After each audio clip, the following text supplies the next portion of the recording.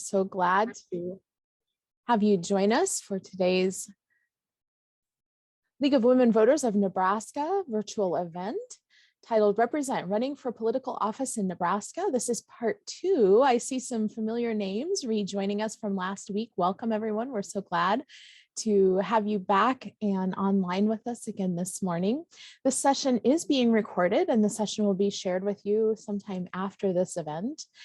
My name is Angie Taylor, and this morning I am serving as your Zoom virtual event producer, but today the feature is actually on 3 speakers. We're going to be sharing a variety of very interesting topics with us. First up is Roger Garcia, who is joining us from a very exciting conference offsite. So Roger, thank you so much for making time in your schedule to join us this morning. We're so glad to have you. We would love it at this time if you could find the chat pane. And so find the Zoom toolbar. You might need to wiggle your mouse or slide your tablet screen. Find that chat pod if you would please, and go ahead and let us know where you're joining from today. I am in the balmy metropolis of Lincoln, Nebraska, but we do have folks here joining us from as far west as California.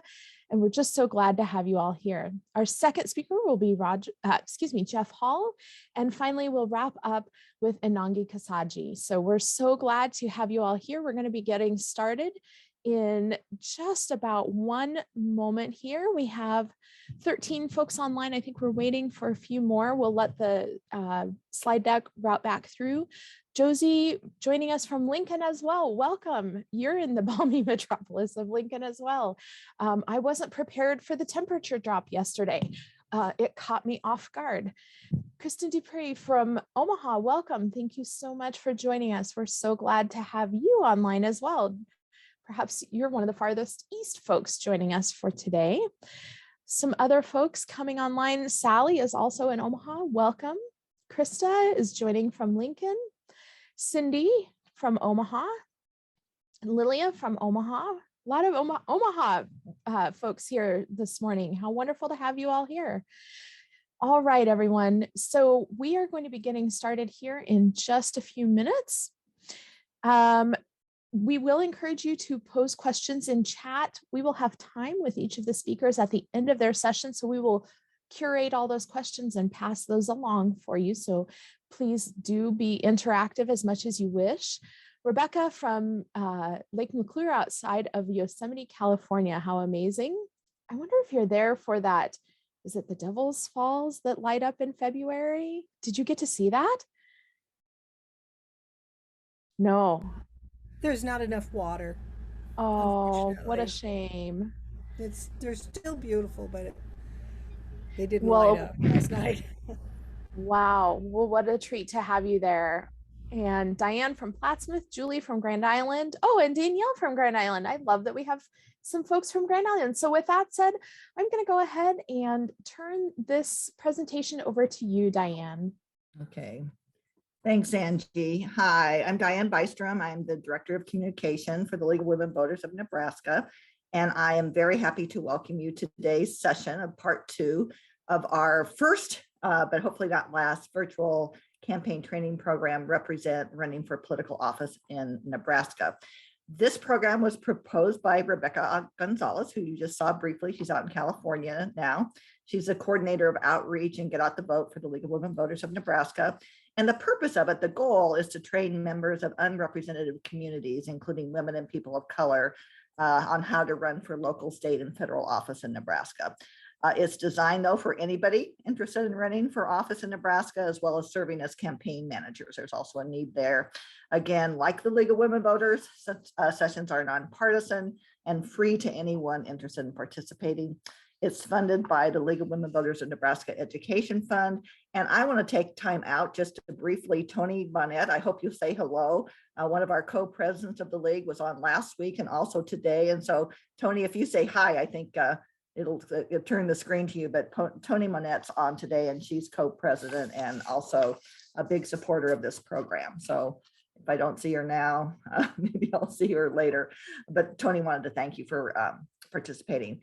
It's also my job to review the agenda today. The first program, which was last week, and I see that a lot of you last week or on again this week, we focused last week on sort of the nuts and bolts of running for office, as well as campaign messaging.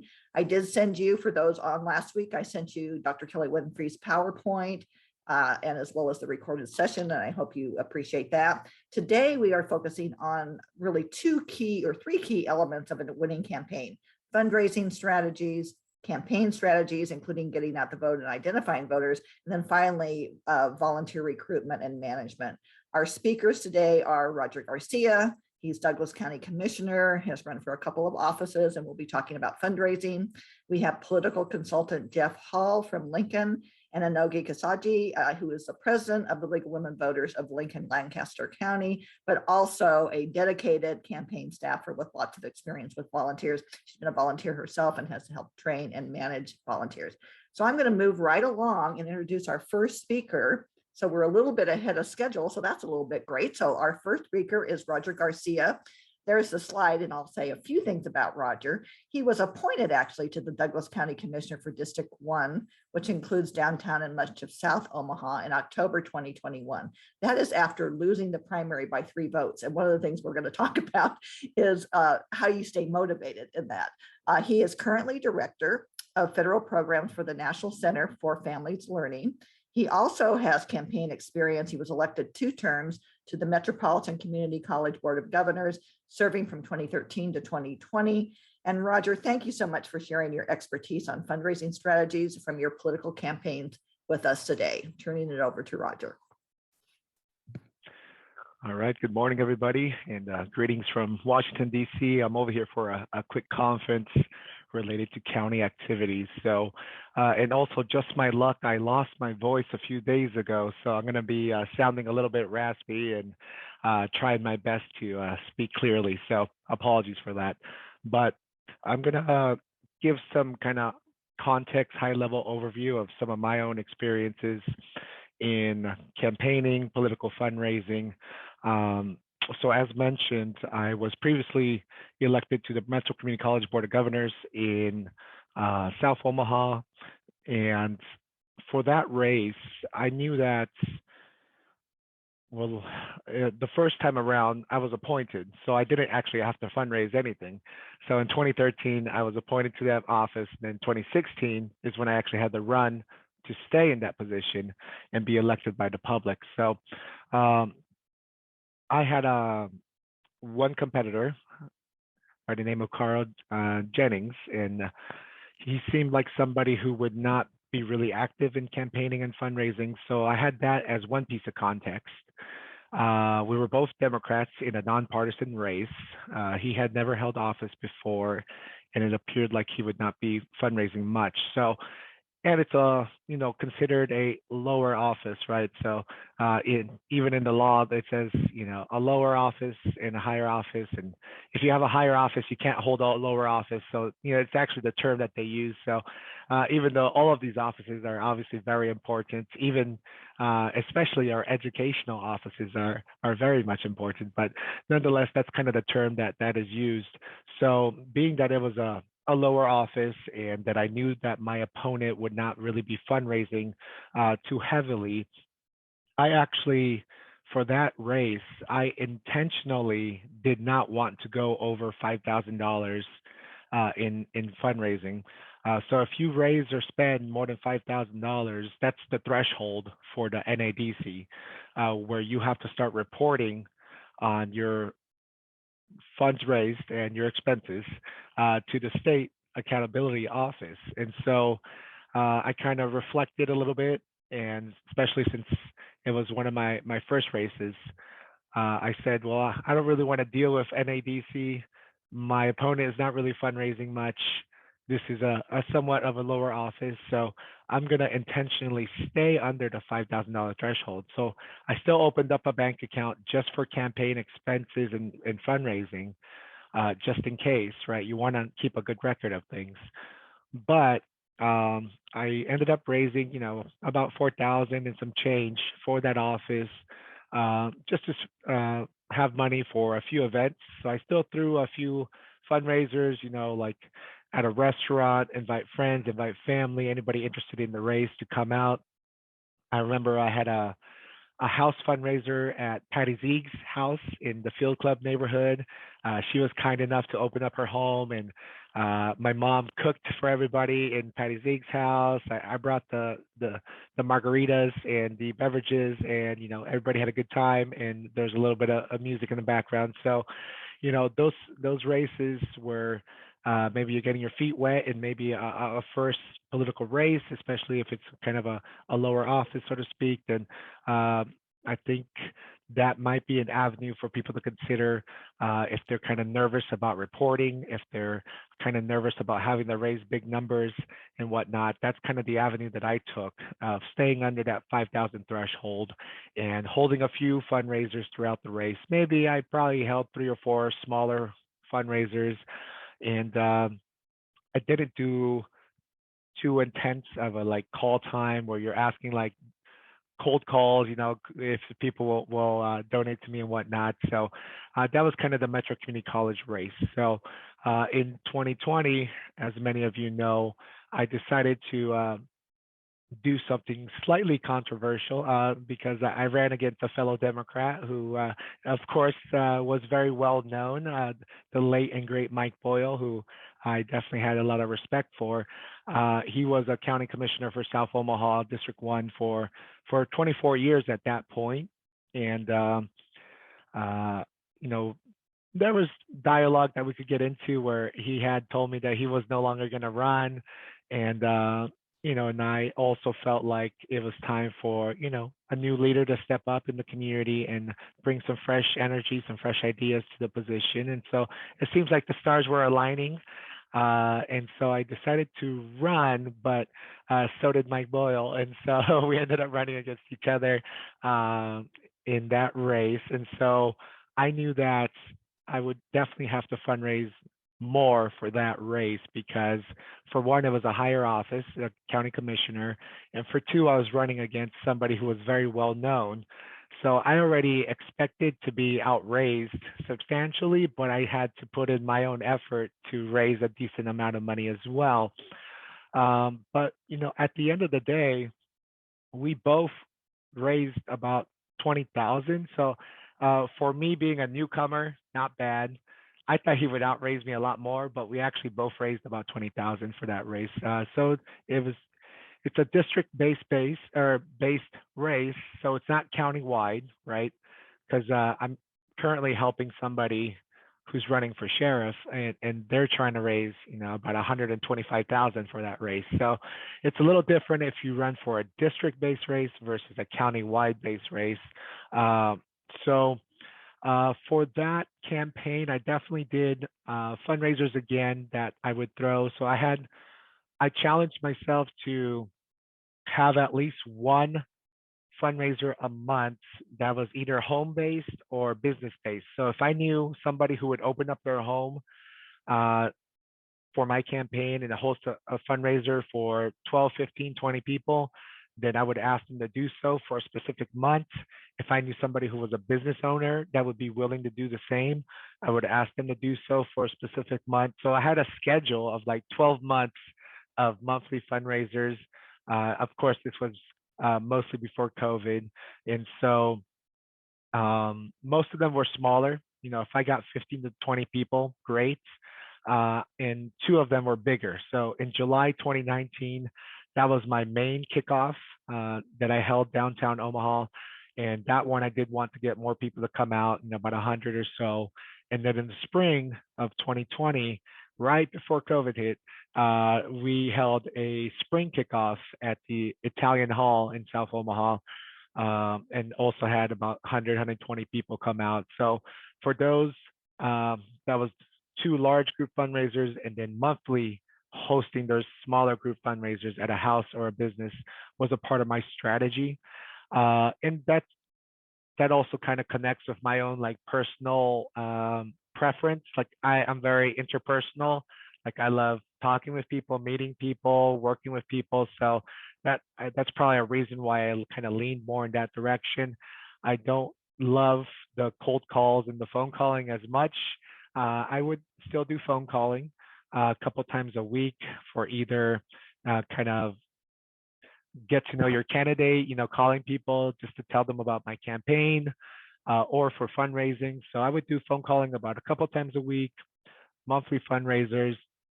For letter campaigns, I wasn't as heavy on letter campaigns.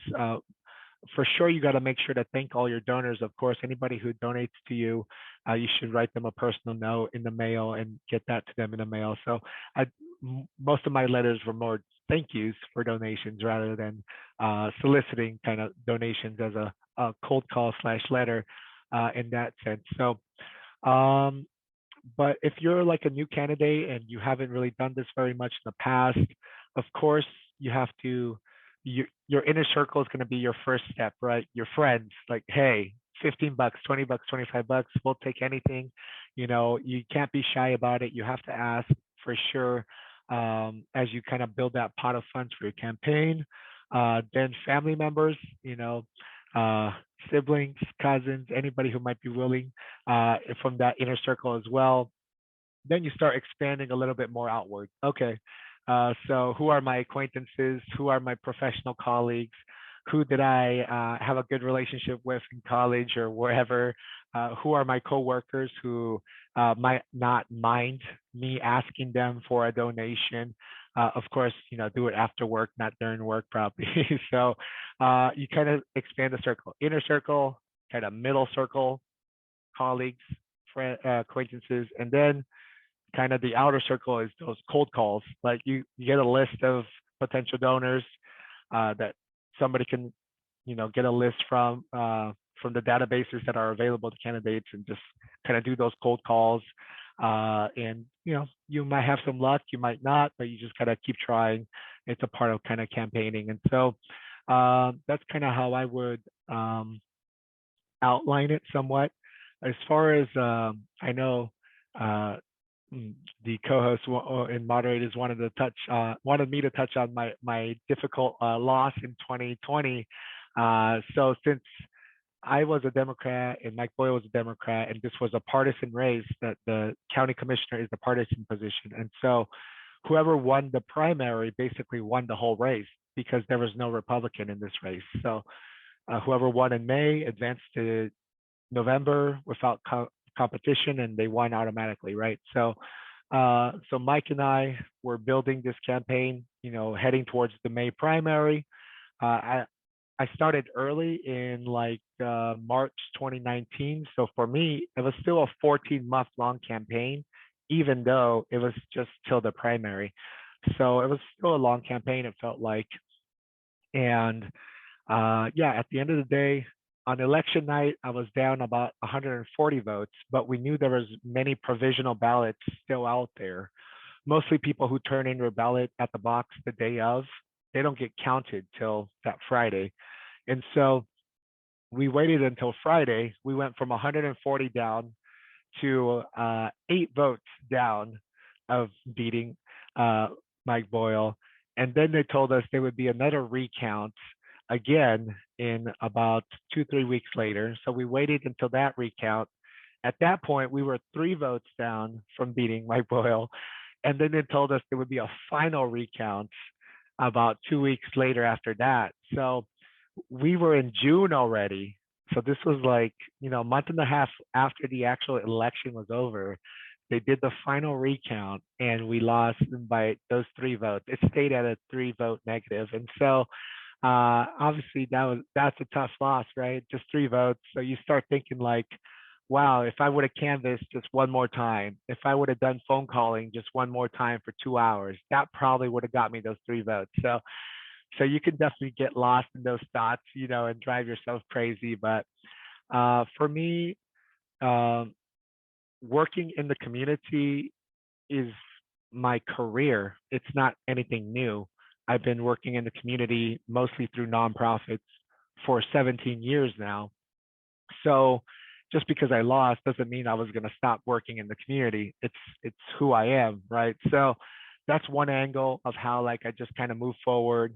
And for those of you who know me well, I have a spiritual side as well. So I figured something was gonna, be down the road that would kind of balance out that tough loss, And so I held faith that, everything was going to work its way out in the future. And so lo and behold, the following year, as mentioned, the late and great Mike Boyle passed away, unfortunately, due to pneumonia and kind of some other underlying conditions. And so at that point, the vacancy came up for Douglas County Commissioner in South Omaha. And so that's kind of, we can really get into the politics of those situations pretty deeply probably, but most people were saying, well, Roger lost by 3 votes, of course you're going to give it to Roger, right? Well, not necessarily, because I had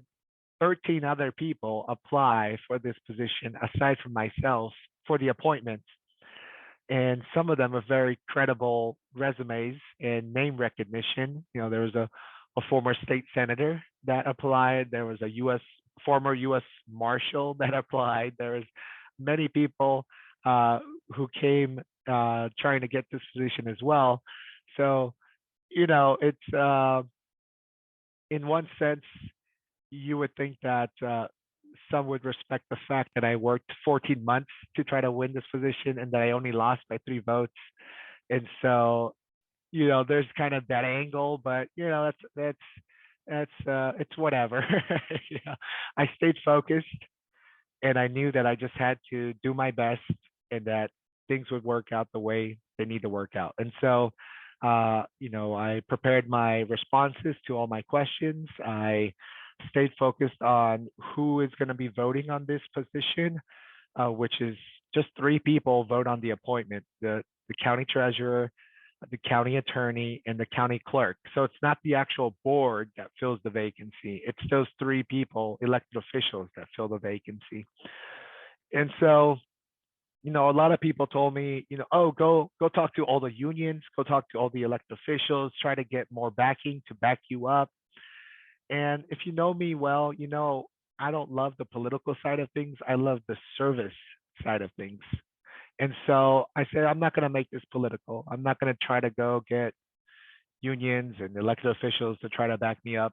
I'm going to go in there to showcase what I have to offer as an individual, and also highlight the fact, of course, that the community already voted for me just the previous year, and I almost won, just shy of 3 votes. So, I went in there to highlight, my previous board experience at Metro Community College, my love for public administration, which is what my master's is in, my love for service to the community and my knowledge of the community that I'm trying to serve.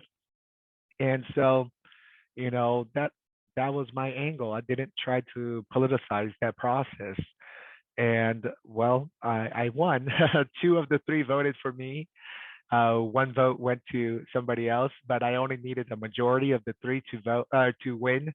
And so I started as Douglas County Commissioner in District 1 as of November 1st, 2021, last year. So it was, if you count from when I filed my campaign in March 2019 to when I actually took office, November 1st, 2021, it's about 2.5-year journey. So 2.5 years to win this position. And, you got to stay committed, from starting everything up and getting a team to support you, which I'll probably wrap up my comments with the team aspect of it. So for the Douglas County race, I did have a team about 5 people that I would pay as contractors hourly. So we had set up, an hourly rate for somebody to run all of my van and canvassing kind of data and cutting turf, like they call it, making sure that this weekend we know that we're going to go canvass this neighborhood. We have a list of people's names and houses, and somebody who knows the system of van and canvassing. And so that was one person. Then I had somebody who was more of a policy and research person for me. So whenever I had a question about a specific policy or an angle on a topic that I wanted to tackle, somebody helped me kind of research that. And because I'm all about best practices, you know, I always commend, Commissioner Yoakum and what's going on in Lancaster County and in Lincoln, because they have an awesome municipal government and awesome collaboration. So, they have a lot of leading practices that we can learn from in Douglas County. And so I'm always looking for what is going on and working well in other places that we can implement locally. And so I had a research person. I had a kind of a campaign manager, co-manager, because I told my team, okay, like I'm used to running small nonprofits as the executive director, so I don't mind being in the nitty-gritty of coordinating things. So I kind of said, okay, team, I'm gonna stay the quarterback and kind of like manage things, but I did have somebody who was kind of a coordinator who also kind of helped me to set up the logistics of those fundraisers, of events that we would do, and anything else kind of administratively, logistically that I need help with. I had one person that I would pay to help do that. So I had to negotiate with some individuals, because some people who are used to working in campaigns will offer like a flat rate, like for $1,500 a month, I'll do this for you, or I'll do that for you. Excuse me. And I would say, well, right now my funds are just kind of kicking off. Can I pay you hourly? Because because on one end, I'm gonna kind of again remain the quarterback and kind of be really involved in some of the logistics and help out however I can. On another end, I don't really have the funds yet to pay $1,500 a month consistently, so I negotiated with some of these individuals to charge me hourly instead, which was a big help, because I would end up paying $400 to $500 a month instead of $1,500 a month with some of my contractors that I was working with. So I will, I think, stop there, catch up on the chat, and see what else I can answer for people. Yeah, please do put your questions in the chat. Hello, Commissioner. This is, I think, the first time that I've seen you to address you as Commissioner. Forgive me if I fall back into Roger, because we've known each other for a long, long time. I too was appointed, and so I appreciated you talking through that process. I too only had 2 of the 3 votes, but that is in statute that it is the county treasurer, the county attorney, and the county clerk who make those decisions. And I might have known you had it before you did, because somebody leaked it to me that they were pretty sure. But that is another way to serve. There are those opportunities. Occasionally someone steps down from a city council or a county commission or a school board. And so that is another entry point.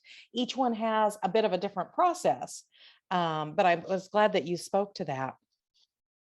I wanted to ask you, in your fundraising, did you have any groups that approached you or that you approached for funding, such as labor unions or any of the C4s, the 501c4s in the state, or any lobbyist groups?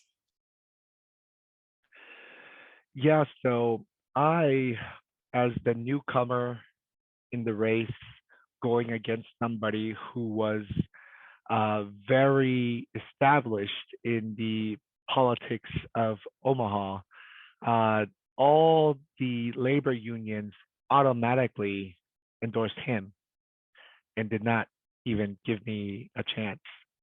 And so that, as far as the balance of like power, money, and politics, like that is very real, especially if you're a person of color trying to step into the political scene, maybe coming in as a newcomer. There's definitely circles of power in politics that have been there for a long time. And so there were 0 labor unions that endorsed me and gave me money. The police union actually came out and supported me. They interviewed both candidates. Well, they tried to interview both candidates.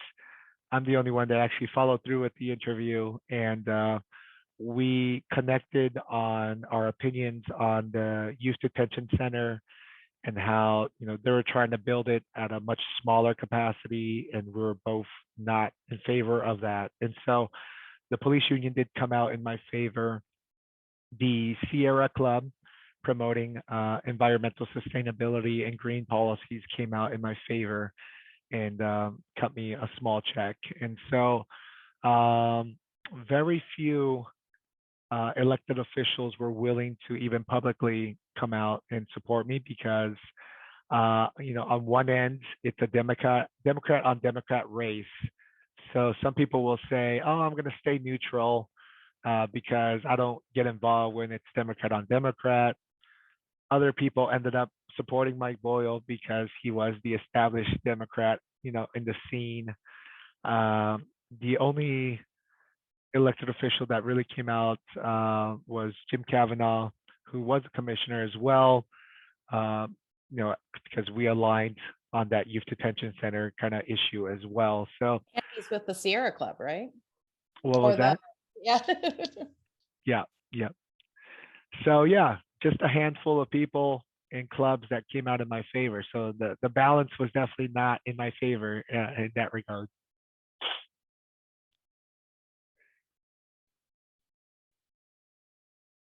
I'd muted myself. We have a question in the chat, and I'm not sure you can address this exactly, Roger. So we'll ask Jeff the same question, Jeff Hall, when he's on later. But could you describe in terms of the number of months out from the election for holding those fundraisers, those home fundraisers, those public fundraisers, where you're trying to both get some visibility among voters and raise some money? Yeah. And how do you decide how much you're doing for the primary and how much for the general, I guess, in the down ballot race, like your metro race? Yeah.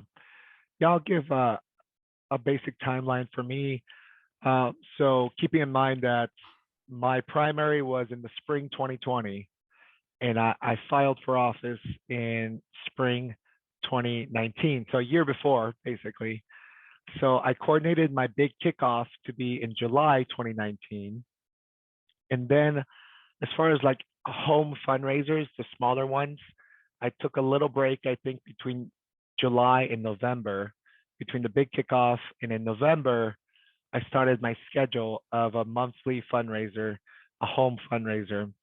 From November, December, all the way up to April, I had a monthly fundraiser. That was kind of a home-based, smaller end fundraiser.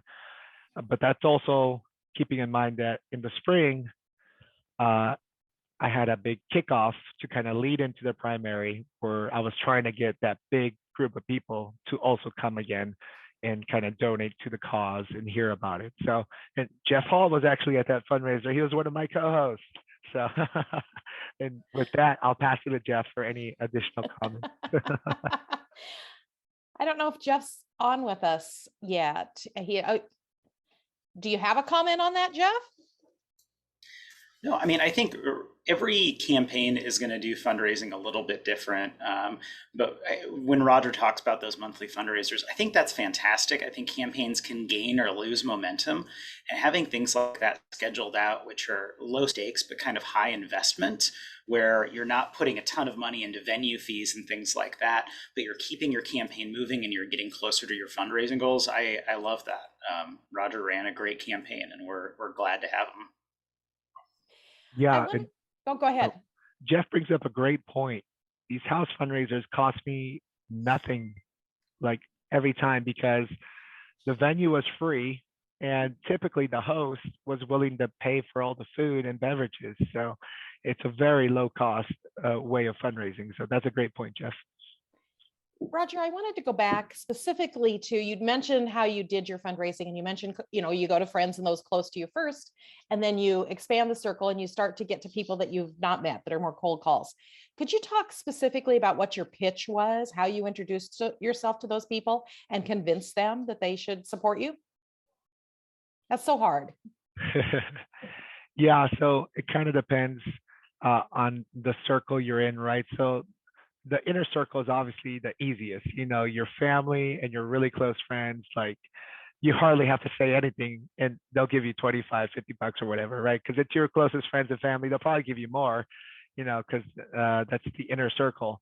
then the middle circle of like acquaintances, professional colleagues, people you may know in the community semi well, like that's where you might have to kind of deliver a bit of a better pitch, regarding, why and what you're running for, the quick 2 to 3 kind of high level policies and kind of reasonings for either what you're trying to change, what you're trying to bring to the table. So you always have to strike that balance of not getting too policy wonky, because if you like get too in the weeds, like you lose the person's attention. And so like 2 to 3 high level, like, hey, this is what I'm running for. These are a few things I'm going to be working on once in the office if elected. And really would love if you'd be willing to invest a little bit in our movement, in our campaign of what we're trying to do for the community. So, anything from $25 to $250, like everything supports the cause, so whatever you can afford. I always left it open-ended, like whatever you can afford, I would greatly appreciate. Of course, if you want to get really I think strategic and good at asking, I think typically you would go for a high ask, and if you'd be willing to do 250 or 500, I would love that. And from there, if that's too much, they'll typically give you something lower. But I'm probably way too friendly of a guy for fundraising, because I'm always like, whatever you can afford, I really will appreciate it. So you have to learn to take no sometimes, don't you, in a campaign, and that gets really kind of tough. I wanted to ask you another question, and this has to do with thank you notes, because thank yous are so vitally important, of reaching back out to those voters and letting them know kind of what you're doing with their money, how important it is to you. How quick a turnaround did you have on those thank yous? Because sometimes you have to go back to people and ask them for a second donation, right? How did you handle that and manage that? Because it can be a lot. Yeah, I would definitely recommend having somebody on your team that helps you coordinate those quick follow-ups, those quick thank yous, whether it's an actual, somebody you're paying to be on your campaign team, whether it's your spouse or a partner or a good friend, like somebody should be helping you get those turned around within a week, I would say, ideally, so people know that you appreciate them. They get that personal touch, which will make them more likely to donate again in the future. I know with some of mine, like I would try to turn them around within a week, but I know that with the craziness of job life, family life, campaign life, like sometimes that'd be a few weeks down the road. I'm like, oh man, I really got to catch up on those donation letters, those thank you letters. And so, I think the next time around, my system for turning around and my support will be much more efficient, kind of learning from the past. So I definitely would delegate somebody specific to help turn those around within a week's time when campaigning. That was what I did after hours when you couldn't contact voters while I watched Colbert or something. I love the story about the 3 votes. Not because you lost. And I have to tell you, I'm so glad I didn't have to vote in that race, because I have a long history with the Boyles and we have a long history. So that was a really tough one. But I think that's such an important story that everybody here, whether they are a voter or whether they are planning to run for office, should take away, because that does exemplify that every vote matters. So all of you participating today, here's your story. Here's your pitch. When you're talking to people about voting, every vote matters, especially in races like this. Yeah, it's become that example that people use now to show how every vote does matter. You're like, oh, did you hear about that Garcia Boyle race? 3 votes, that made the difference. And so it's become that story that people can use. But I think it is an important one, and I'm sorry you have to be the example. Okay, I still made it eventually. Exactly. Well, thank you so much here, Commissioner. Is there anything else you'd like to share with us before we move on to the next speaker? If anybody ever wants any additional kind of context or support, I'm always willing to help out, especially if it's going to be your first time running for office. I'm always willing to have a coffee with anybody. So just let me know. I'm happy to help. And thank you for inviting me today. I'll stick around for a little bit, but then I have to get back to my conference here in DC. So appreciate you all. Thank you. And I can't tell you how helpful that is to have somebody like you that somebody could sit down and have coffee with, or do a Zoom if in today's world, Yeah. and really get a little mentorship from someone who's been there and done that. Definitely. Yeah. Look me up on Facebook or get my email from Krista or anybody and we can chat. Thank you. Thank you, Commissioner. Okay, well, we're ready for our next speaker, and just kind of to go into that every vote matters type thing. We had a bond issue for our local school district, which is Conestoga. I live on Beaver Lake, south of Plattsmouth. It lost by 2 votes. And so again, that importance of every vote counts. We're now going to go on to our next speaker, Jeff Hall, and you see his bio screen up there. He is a political consultant who lives in Lincoln, Nebraska. He's managed several successful political campaigns, including Krista Yoakum's for the Lancaster County Board of Supervisors and a recent city council race where the first LGBTQ candidate was elected to the city council. He's also worked with numerous candidates, and he's also done things like initiative campaigns. So he's got lots of experience.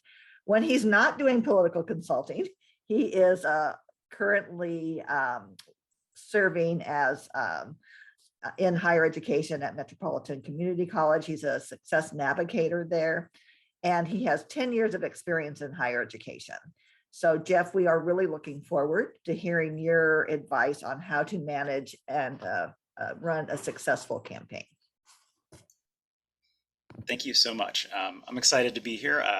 I love Roger. He is a hard act to follow, so I'm going to try to hit that bar for y'all. So I'm going to talk a lot about identifying voters, talking to voters, voter contact methods, and things like that. But I think as much as I can get your questions answered, that's going to be really helpful. It seems like there is an active chat, and I think Angie might be lifting some responses up too as we're going on. So I do want to make sure we're getting information that's super relevant to you. So if you have questions, please drop them in the chat. We will definitely get those addressed. So I'm going to go ahead and share my screen here. Okay, can folks see this all right? Excellent. So I'm going to talk about campaign strategy, and it's going to be pretty high level. We're not going to be able to drill down on every single piece, but we're going to talk about how making sort of data-informed decisions can help you run better campaigns from sort of beginning to end in all pieces there. So I'm going to go over 4 big pieces, kind of how to identify and target voters, all of the methods of direct voter, well, some of the methods of direct voter contact, GOTV, which stands for Get Out the Vote, which when I started in my political career, I didn't know what that was or what that meant. And I thought people were talking about television advertisements, full disclosure there. All of us start at 0 at some point. And then I'm going to talk about the Accountability and Disclosure Commission. They are sort of responsible for all the campaign finance regulations here in Nebraska, and going to give an overview of them. Don't worry, it's not as scary as it sounds. Okay. So how to identify and target voters. This is a super text heavy slide, so I'm going to make sure this is something that's available afterwards. But we're going to talk about kind of 3 steps. Calculating your vote goal, so figuring out how many votes you need to win your race, what a win universe is, so kind of the pool of voters you're going to talk to, and then we'll transition to talking about direct voter contact. So when you calculate a vote goal, you need to figure out how many votes you need to win. So on previous races, and this is kind of a best practice, you'll look at average turnout in the district for that race for the past couple of cycles. And then you'll take what that turnout was times 52%, because if you get 52% of the vote, you're definitely going to win, right? So you always want to give yourself a little bit of a cushion there. And in the past couple races, sometimes turnout is higher in some areas, especially after redistricting.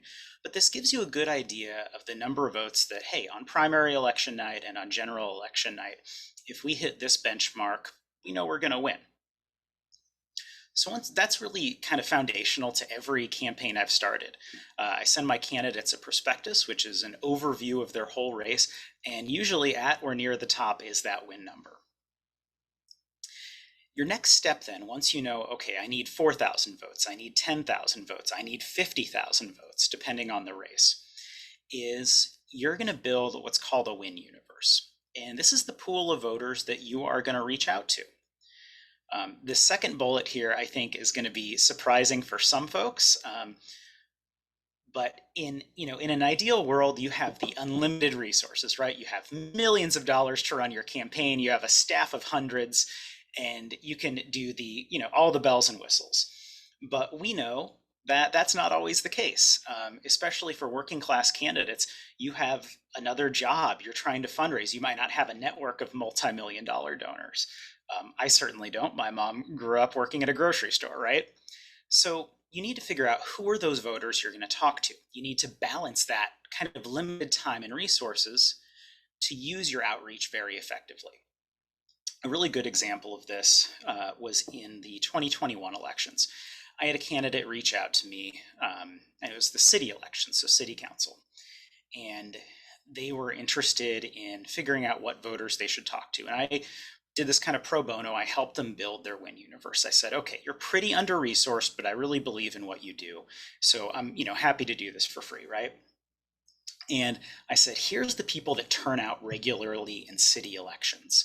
There's some people that turn out in every city election and you can count on them. And there are some people that are only going to turn out for presidential elections. It doesn't make sense to really go and talk to those folks who are going to turn out for a presidential election, because if they haven't turned out for a city election in the last 20 years, you have to be pretty amazing at the door to really sell them to show up to vote. So you want to focus on sort of those high impact voters, those folks you know are going to show up. So we built them a win universe that was folks we absolutely knew were going to show up for that city race. And there's a reason I'm not naming the city or the candidate here, because they decided to disregard that advice and wanted to talk to every registered voter, regardless of whether or not they had voted in a prior election at all or voted in a prior city election. This person came close, but they did not succeed.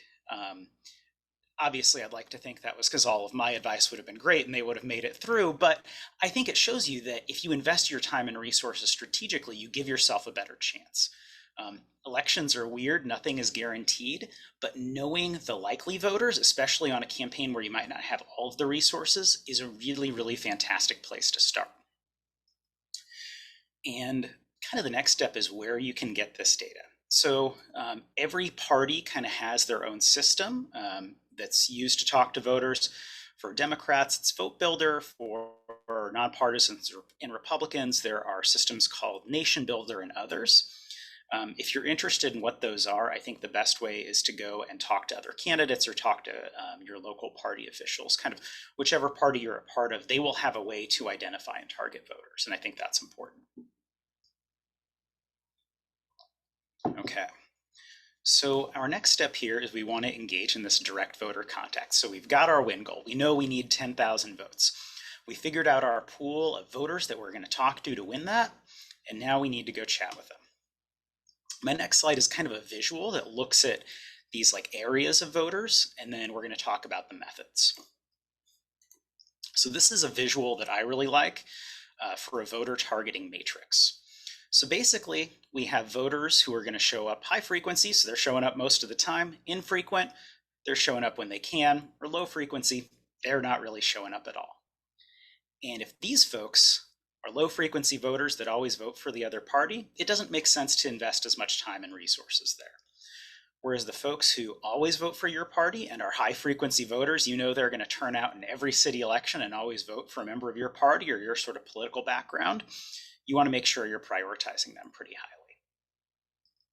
And like I said, I'll make sure that this is available afterwards too, because this is a lot of information, but I think I'm a visual person and I really like how this breaks down who you should talk to and when. Okay, so voter contact. We're going to talk about what our goals are from voter contact. The first one is identifications, figuring out who is likely to support you. You'll be asking questions that one of them should definitely be, can you support me in the upcoming election, whether that's a primary or a general? So that's a pretty standard identification issue. And then you have persuasion. So once you have these folks identified, how are you going to persuade them to vote for you? Because especially early on in an election, or if you're a candidate who's not an incumbent, you haven't ran for office before, you're going to really need to sell them on who you are. And so you might go back to these folks once you've identified them and say, okay, you were undecided back in March, but now it is August, and I need to persuade you, hey, the election is coming up. Here's the things about me that I think you're going to like. So those are kind of two stages. And then the last stage here, and I'll talk about this, is that GOTV, that get out the vote stage. What this is really that last week of a campaign, and I do have a slide on this fully, but this is when, okay, I've identified my supporters, I know who is going to be in my camp, and I want to make sure that they turn up to the polls, or I want to make sure that they turn up and submit a vote by mail application and a vote by mail ballot. So those are the sort of processes of voter contact there. So we've got identification, where we're reaching out, we're figuring out who those folks are, where they are on a support scale. We've got persuasion. We're saying, hey, here's why I'm running for office. Maybe that is an issue related to schools, property taxes, things like that. You're persuading that voter that you're the person they want to listen to. You're the person that they should get the vote for. And then get out the vote. You've got those supporters identified. You've persuaded those persuadables. And you're saying, okay, great. You said you were all on Team Krista or all on Team Diane. Let's go and make sure that you show up to vote. And my last bit on here, yard signs, do not do any of these. I don't know if that was talked about before I jumped on here, but this is sort of my hobby horse. Yard signs are always a very early visual sign of a campaign. And so I think some folks invest into them pretty heavily. But yard signs don't help you identify voters. They don't help persuade voters generally, and they don't help get out the vote. So I think especially early on in a campaign, I recommend focusing a lot of time and a lot of energy doing direct voter contact. So reaching out to those voters at the doors rather than focusing on yard signs, because they are expensive and they don't guarantee that folks will show up to vote. One of the most disheartening things as a campaign manager is, you'll have a list of folks who took a yard sign for a candidate, and after the election, you can figure out who turned out. And you'll see people who took a yard sign and they didn't actually even show up to vote for your candidate. So if you have a 3-vote margin, as in Roger's case, that can matter. So again, that time and energy should be really spent on direct voter contact. Okay. And it looks like we do have a pretty active chat. So Diane, I think we wanted to come back to those after. Okay, great. Okay, so we're going to talk about the voter contact methods. We talked about the goals of identifying voters, persuading them, and getting them out to the polls. We'll now talk about those methods, so how we do that outreach. The first one, the most tried and true part of political campaigning, is canvassing. This is going door to door and talking with voters directly, yourself, using volunteers, and maybe even using paid canvassers if your campaign has that budget to go share your message. This should be the focus of a lot of campaigns, especially at the local level. When you get to the national level, it gets a lot harder to do that, but at the legislator level, city council, county board, things like that, this is something that really matters. It not only helps you directly spread your message and make sure that you're in front of the voters, but it also helps you get feedback. A part of this should be, hey, my name is Jeff, vote for me because X, Y, and Z, but also listening to their concerns. And if you think, if you're truly listening, you're going to hear similar concerns that are coming up. And then you can ask yourself, how is your campaign addressing them? I was running a city council campaign about 3 years ago, and city council campaigns are in the spring. And in the spring, there's a thaw after all the freezing, and oh my gosh, our city was beset with potholes, right? So we had our issues our candidate cared about, and we were talking about those. They were going great at the doors. And then once things warmed up and everybody's suspension was getting rattled, the only thing people wanted to talk about was potholes. So if we were going door to door, if we were talking about things that weren't potholes, we weren't addressing those voters' concerns. So we had to figure out what we could do about that, what the position was, and then what our message was about that. So canvassing kind of really gives you a feedback cycle of not only, hey, here are our issues, but I'm learning the things that voters care about as well, and we can discuss where we meet on those. You can also do phone calls. These can be either paid. There are teleservice firms that will do a lot of phone calls for you to talk with voters. You can also get volunteers, and this is a great way to get folks engaged in your campaign. If somebody says they want to volunteer, but especially maybe due to COVID, they don't want to go door to door or anything like that, you can give them a list of voters to call, and you'll give them a script of kind of what to say, what the main issues are. And that's a great way to get folks involved because they don't have to go out for 3 hours. They can make 10 calls or something like that. Texting. If any of you have gotten campaign texts, I certainly have. I feel like I get one honestly every week now, and the election is quite a ways away. Texting is something you can do too. There are a number of different programs that will do this. And if you're interested in that, I would say definitely talk to folks like Roger, folks who have run campaigns. They can refer you to people that they know, because instead of sending one message at a time, you can do a broadcast message to hundreds or thousands of voters, and that can be pretty effective. So those are all kind of the direct contact types. There are the other voter contact types, which I'm sure you're familiar. Getting direct mail, that is a part of any campaign.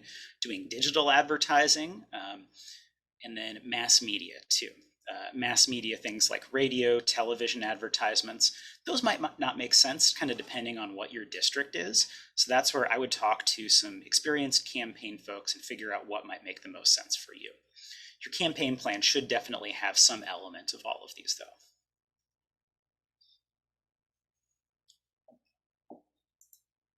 Okay, promised we'd talk about get out the vote. We will, and then I think we'll wrap with accountability and disclosure, and then we have a very active chat, so we'll get to some questions there.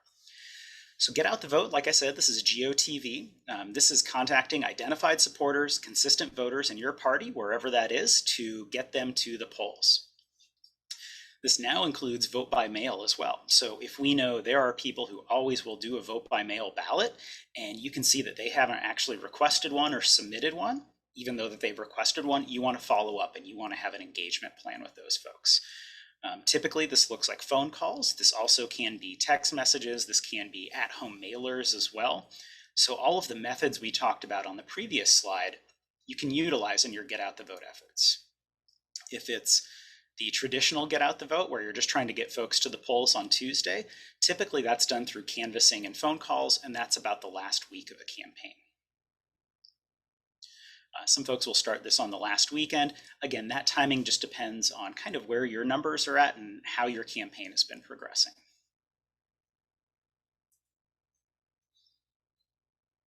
Okay, last slide here. And I know I've been pitching a ton of information, so I'm leaving plenty of time for questions at the end.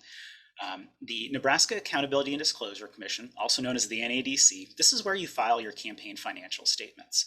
And these need to be filed yearly when you're out of an election cycle, and then usually every couple months or every couple weeks preceding the primary election or the general election. And they monitor your campaign's compliance with state laws. And all of that sounds super, super scary. When I was first getting into this, I would have folks file those compliance reports for us and pay somebody to do that. Now that I've learned a little bit about that, I think that anxiety is taken off, because one of the things I learned is these folks aren't here to do a gotcha. They are incredibly helpful. So if you have questions about your filing and you want to make sure it's accurate, you can call them up and they will help walk you through it. The big thing is you want to have your reports issued on time. They have a calendar for all of that, and you want to make sure that they're accurate. So to have an accurate report, you have to have good record keeping on the front end. Every dollar that comes into your campaign and every dollar you spend, you want to make sure you have a method of tracking.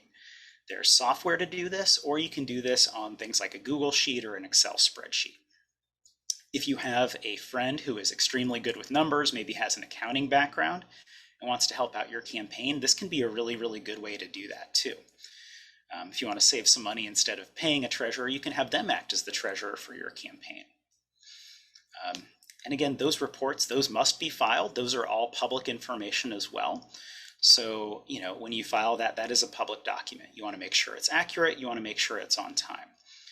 But the good thing is they certainly will be helpful. A good example of that is one of the campaigns I was working for, a little bit ago. We filed a report. We left off an address for somebody we had paid. And they just called us up. It was before the deadline and said, hey, we're missing an address for, line 6 of Form B1. Oh, okay, great. Here it is. We filed an amended report. Again, they're not really there to do gotcha. They just want to make sure that you're in compliance and that you are reporting what your campaign is spending and what your campaign is receiving. Okay, that was a lot of information. I'm going to go ahead and stop sharing here, and we are going to get to some questions. Of course, just as I'm about to speak, the dog starts barking. Jeff, that was a lot of really good information. And we do have quite a few questions that came from the chat. When you talked about how to get the voter file, and you talked about you can get it from the parties, and that's helpful. Rebecca asks, what if you're nonpartisan? And then I want to ask a question on top of that. What's the difference between what you might get from the party and what you might get if you're nonpartisan going to your election commission? Great point. So if you're a nonpartisan, you can buy various software packages that will do these things that the partisan software will. Nation Builder, for example, is a nonpartisan software, so you can use that as nonpartisan, but I've seen that used more with Republican Party candidates. But you can also get that information directly from your local election commissioner or the Secretary of State. The advantage to having the software system is it kind of helps organize all of that information for you.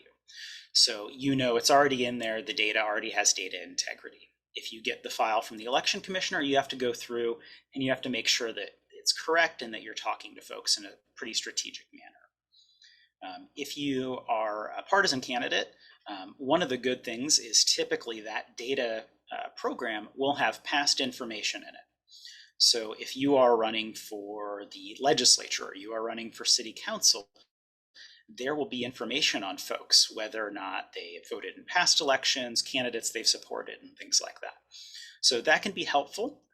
Nonpartisan candidates, again, you can use any number of data systems, or you can buy it directly from your local election commissioner or the Secretary of State. There's usually like a nominal fee associated with getting that record. But very, very good question. And I have known some people who were technologically savvy who build a system that could be manipulated a little bit after they, to track it after they bought the list from the Secretary of State or the Election Commission. Cindy asks, how do you identify on the grid that you showed us? That was a great graphic. How do you identify the persuadable voters?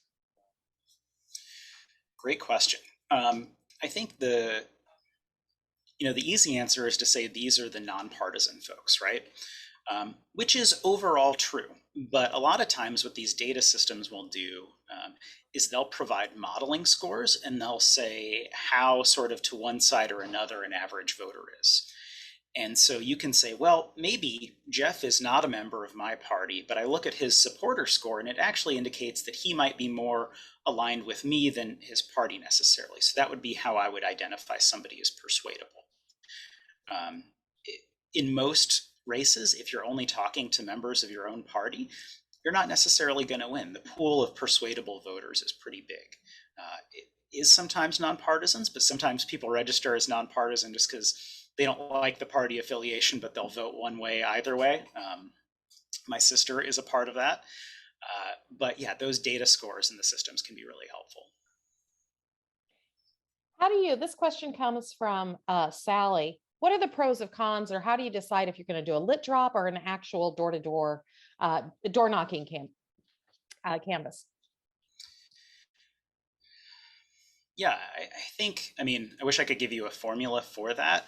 I think it depends on a lot of things. It's district size, right? Have you been able to go and talk to all the voters, or is that a part of your campaign?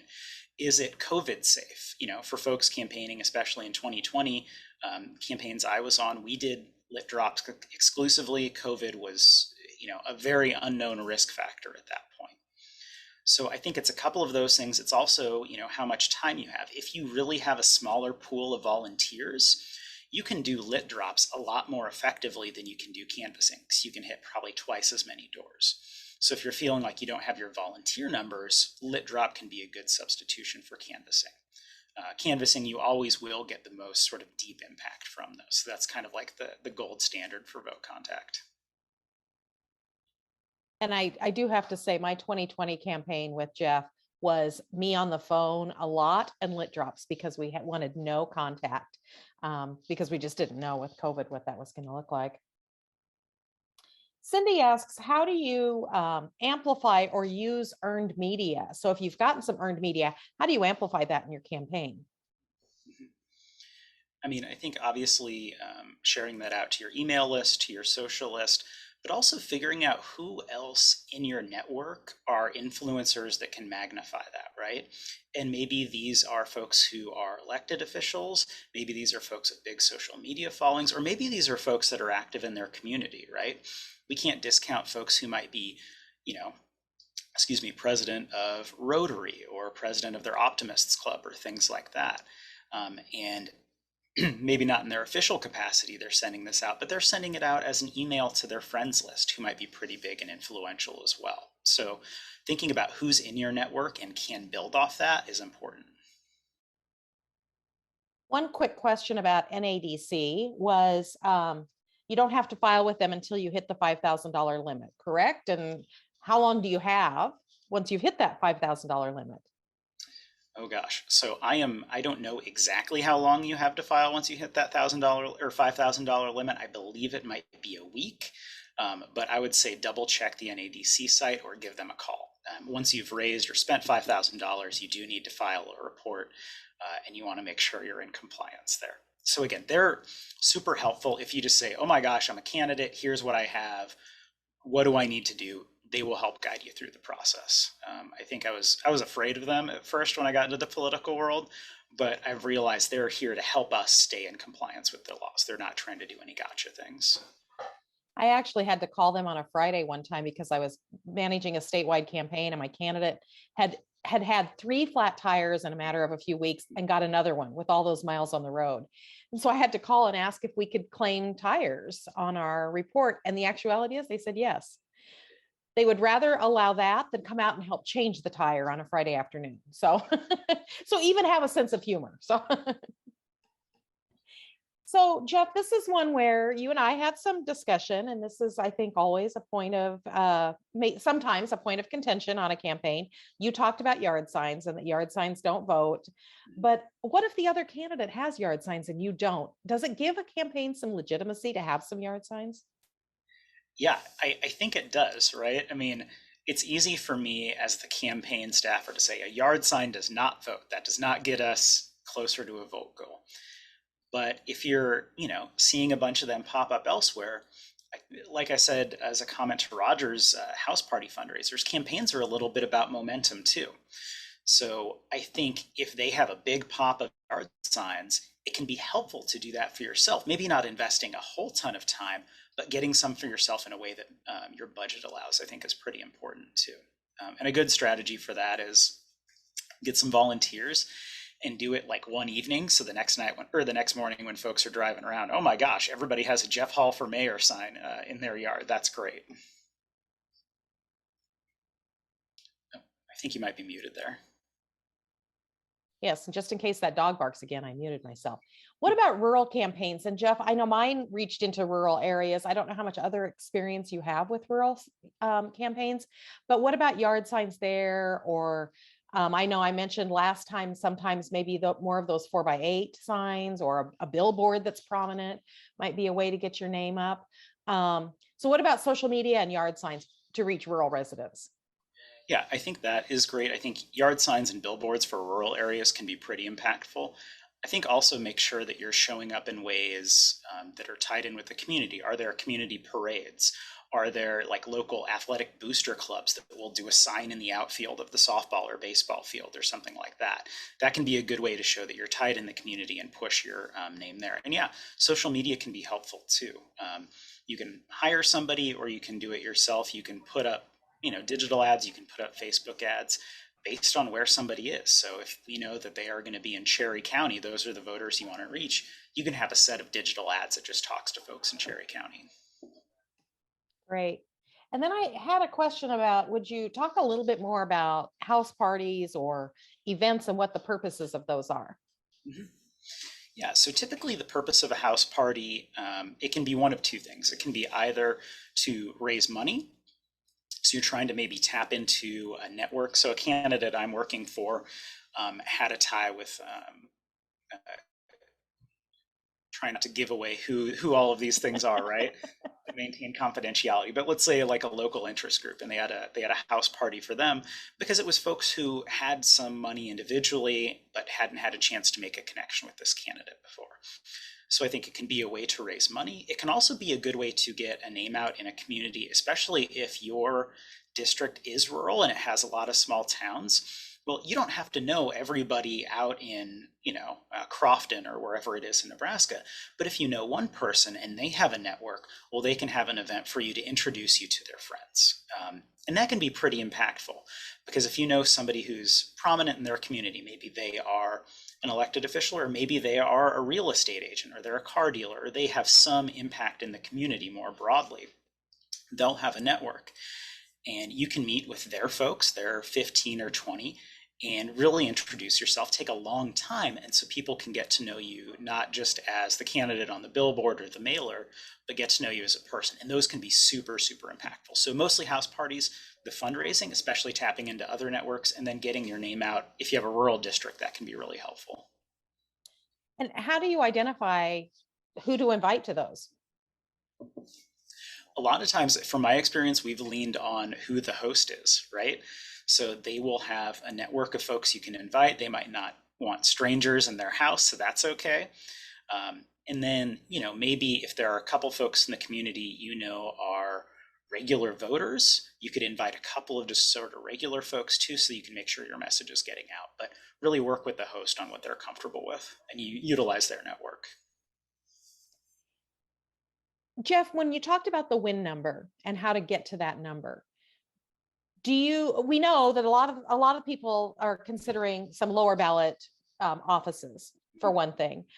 So we know that voter fall off happens. But do you adjust at all for if there is a heavily contested race at the top of the ballot that might turn out more people, or if there's a ballot initiative that is either contentious or super popular that might turn people out? And I'm thinking this season, by the general, we'll have the medical marijuana and raise the minimum wage.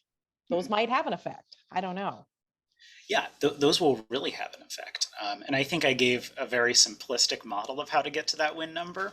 But yeah, you want to adjust for things like that. So, when I was running races in 2020, what we were seeing is everybody was going to get a vote by mail ballot. So we knew turnout was going to be way up for that. So I adjusted our expected turnout and then our win number up for that. And then you mentioned about drop off. Yeah, so you can actually look at how many folks might have voted for the presidential candidate, the Senate candidate, the House candidate, and not voted for anybody else down the ballot. So you can figure out what that number generally is, and then adjust for that. I think good campaigns will actually move that number lower, so they'll get folks to keep going down the ballot because they've done really good persuasion with some of those, that they need to go to that next step and do the county or the community college board. And things like, contested elections. So for example, we know there is a Republican primary right now where there's a lot of money spent. Both the leading candidates there of Pillen and Herbstra are spending a lot of money, so voters will know about that. So turnout is likely going to be higher, especially among Republicans, because there's been a lot invested into that high impact race. And then things like ballot initiatives, so minimum wage, medical marijuana, those are issues that things are passionate about, so those can move turnout up too. So yeah, I gave a very, very simplistic formula. There's all sorts of modifiers. It can go from, basic numbers to calculus 2 pretty quick.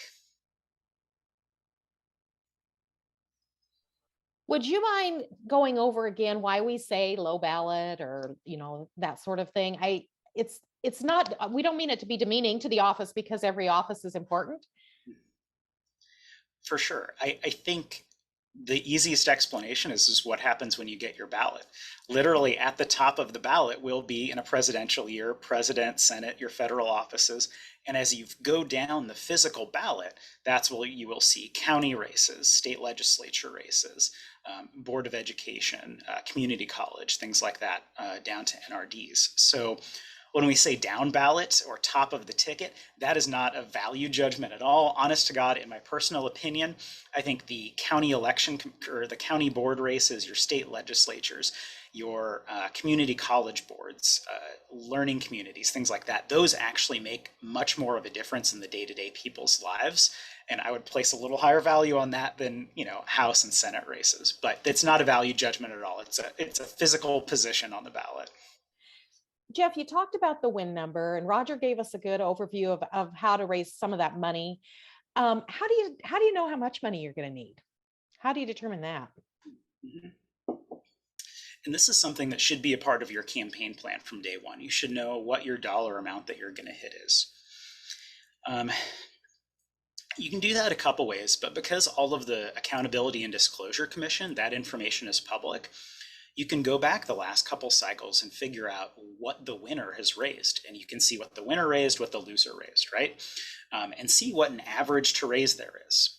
You also want to make sure you're going back to contested elections. So if you are running for a seat that has had an incumbent with no opposition for the last 15 years, well, they probably haven't raised a lot of money because they haven't really felt under the gun. So in that case, maybe you look at a similar race that has been contested. So if you're running for school board and the incumbent's been there for 20 years, well, look at what last time there was a contested race on that school board. Maybe it's not your district, but it's a similar size district and it's more recent for a contested race. So looking at those can be really important. And elections have been costing more. So usually that number from the past will go up. We can talk about money and politics all we want. I don't love it. I do not enjoy that part, but it's necessary. So you do need to have that number, and looking back at historical elections is important. Here's a question from the chat. Liz asks, what kinds of community events did you find most effective to connect with possible voters? If there's a community festival, or I don't know, what kind of general community events should candidates turn out at? I think it kind of depends on the community and what events are important there, right? And that's where it's important to know your district. I think things like parades, 4th of July parades, Veterans Day parades, Memorial Day, Labor Day, all of those things, those are going to be pretty important. It's also important to know when not to be at events. I've been at some community events where somebody was laying a heavy hand politically, and that it came off as a little crass. So for example, up in Omaha, where I'm from, all the Catholic churches during Lent do fish fries. And that's a great community event. It's a fun get together. My family's been going to the ones at Holy Name for about the last 50 years. But those are nonpartisan events. Nobody's there to sell a candidate. And every now and then somebody will come in who's really trying to glad hand folks, and it comes off a little odd. So making sure that it's something that politicians and political candidates are welcome from, I think, is important. That doesn't necessarily mean you can't show up. You just can't campaign there, because just being present at a community thing oftentimes is important if people recognize you too. Exactly. Yep. Yeah. Well, I don't see any other questions in the chat, and I've just about run out of questions. I actually do have one more. And Roger, Commissioner Garcia mentioned this too. Those people that maybe you don't know but are important for you to introduce yourself to and ask for money. How do you identify those? How do you find them? Good question. I think talking to other candidates that have ran in your county, in your city, or even in that district is a really good first place to go. Hey, who did you make sure to talk to? Who was helpful on your race? Also, the Accountability and Disclosure Commission reports, if you're not finding anything from personal connections, it will list who donated to what candidate above a certain amount. So that can be a start too. That makes it harder because those are cold calls. And those get tougher. Like Roger was saying, if you're starting with friends and family and connections, it's a little bit easier to do that. And if somebody has ran in that district before that's kind of aligned with you and they can introduce you to donors, that can be a lot more helpful. That can be a really good place to start. So that kind of harkens back to some of the talk that we had in the first session about if there is somebody who holds that office or has held that office, to get to know them, and they can become kind of a mentor and both talk to you about what that office means, but also maybe how they ran their race and where they found their support. Yep. Absolutely. 1,000%. Yeah, talking to the incumbent, I think, is a great first step. Thank you so much, Jeff. And you are just a wealth of knowledge, and I really appreciate this. Yeah, thank you all so much for having me. I appreciate it. All right. Thank you, Jeff and Krista.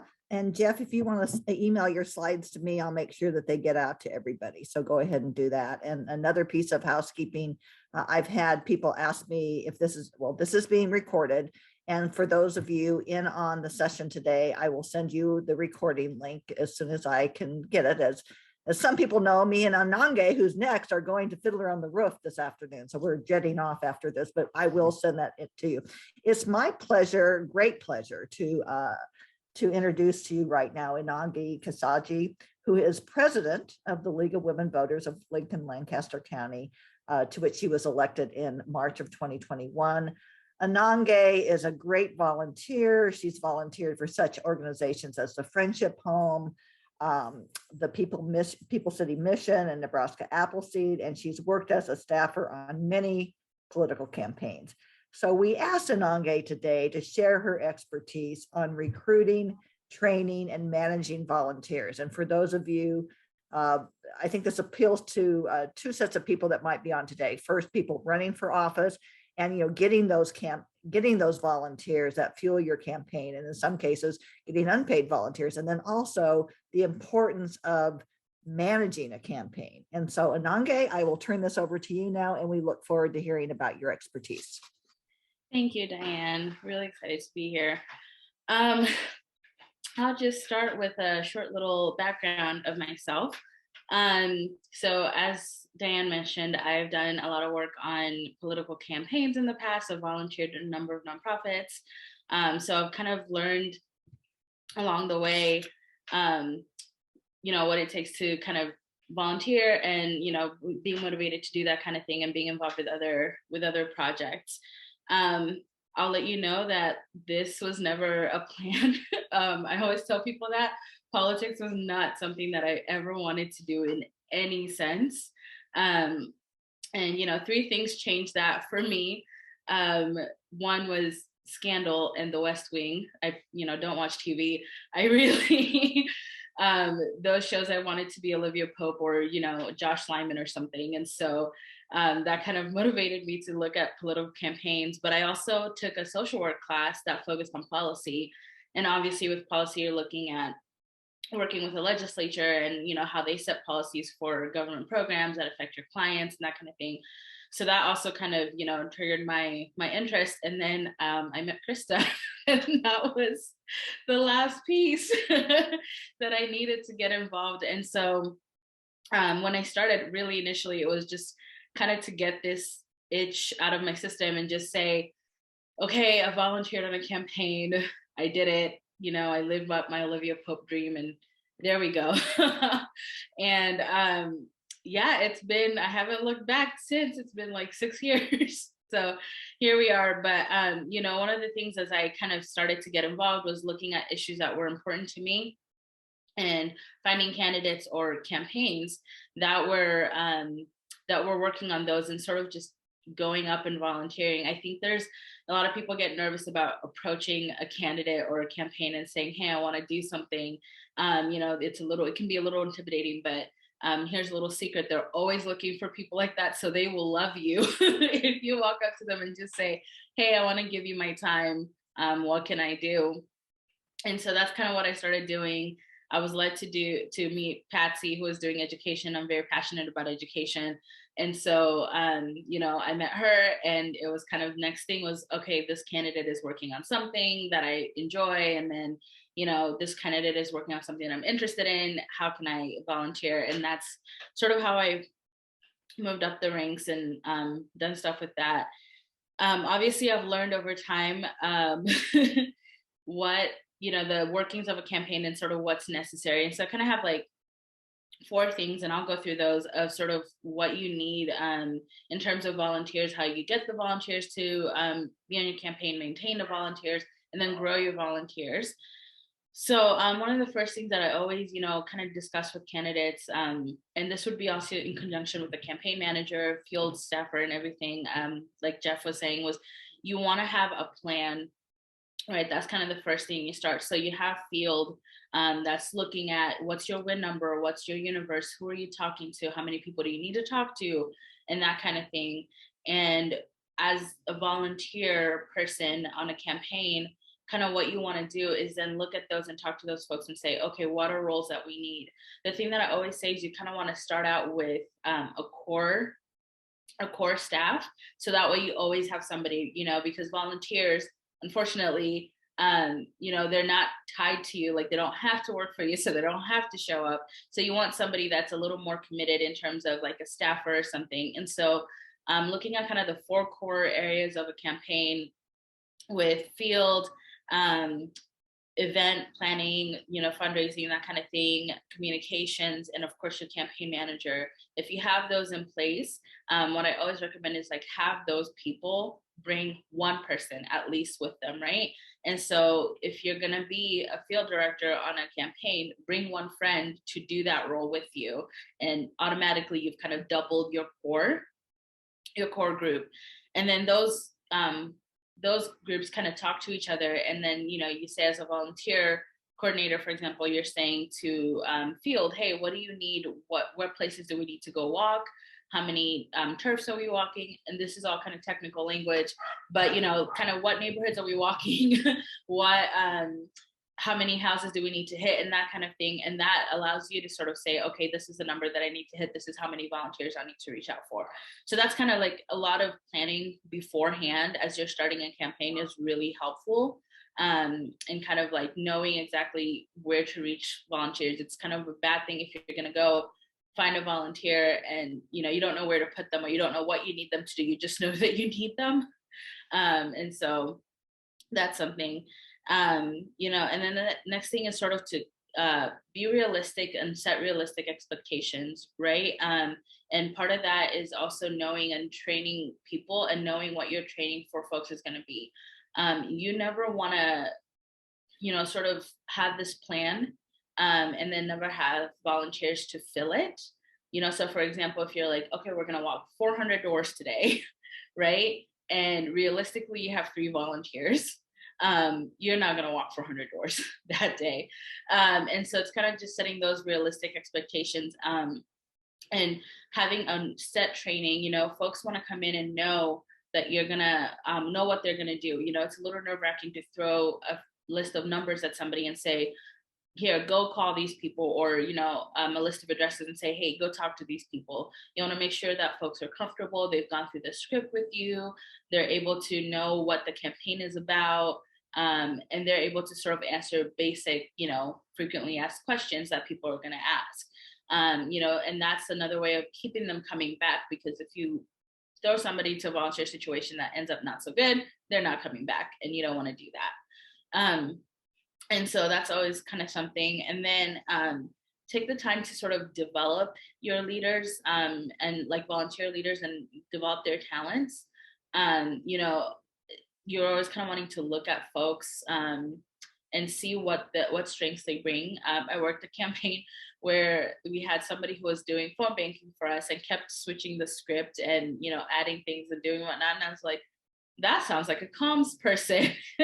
So, let's develop that and put you with our comms person. And so, you're always kind of wanting to look out for those people, because as people are coming in to volunteer for your campaign, they want to use their talents. They want to benefit you the most because they're volunteering for you, most likely because they believe in what you're doing and that kind of thing. And so you want to make sure that you kind of keep that loyalty by noticing the talents they have and giving them an avenue to use those talents. And then, recognizing and thanking people is always good, especially from the candidate. Everyone wants to be thanked for a good job. That's another way to maintain your volunteers. I know people probably really want to know how you recruit volunteers. This is kind of the crucial piece. Obviously, they're a really valuable resource. And this kind of depends on the campaign that you're running and who your candidate is to a certain extent. But one of the things that we do is also kind of follow that fundraising plan of you start with the people around you, right? So you start with your family, you start with your friends. hey, can you give me an hour on a Saturday? Can you give me 2 hours during the week? Can you help me do this thing and everything? And that ties back into the planning of where, for example, like Roger was saying, I have to do thank yous. I need somebody to kind of keep track of me doing thank yous. So you want to reach out to someone and say, hey, would you mind just this special project? Like I need, as these checks are coming in, can you just tell me who I need to thank, send me a text every day or something.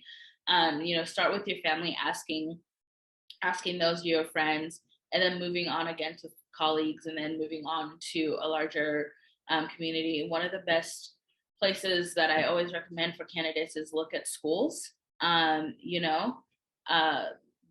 High school, college students are always looking for opportunities to get involved. They need hours, they need internships, they need experience. This is a way to earn that. It's also no cost to the campaign because you don't have to pay them. So that's, a great place to find people. And then, utilize your social media. As you're posting things, keep track of who's liking what posts, so if you post that you're having an event, or, you post that you're posting something or whatever, as people like those posts, reach out to them. Those are people that have engaged with you in a way, and you want to keep that engagement. So bring them in and say, hey, we hope to see you at this event. Would you like to help us in the future? And then, at those events, approach people and say, hey, we're always looking for people to come help us and that kind of thing. I know one of the things that I did on some of the campaigns was, as people sign in, they could check in whether or not they wanted to help volunteer and in what capacity. And so always kind of making sure that you're keeping up with those as well. So that's just a little bit about, volunteers and all of that. And I'll kind of leave it open to questions. And Nonge, I have a few questions for you. When we want to treat our volunteers well, because we want them to come back, right? We want them to have good experiences on the campaign. Mm-hmm. So sometimes if you send a volunteer out to canvass, they might get into a situation that could be uncomfortable, or come to a property that looks like, I don't know if I should go up on that porch. How do you handle that with volunteers? First thing I always tell people is your safety is the number one thing. So really trust your gut.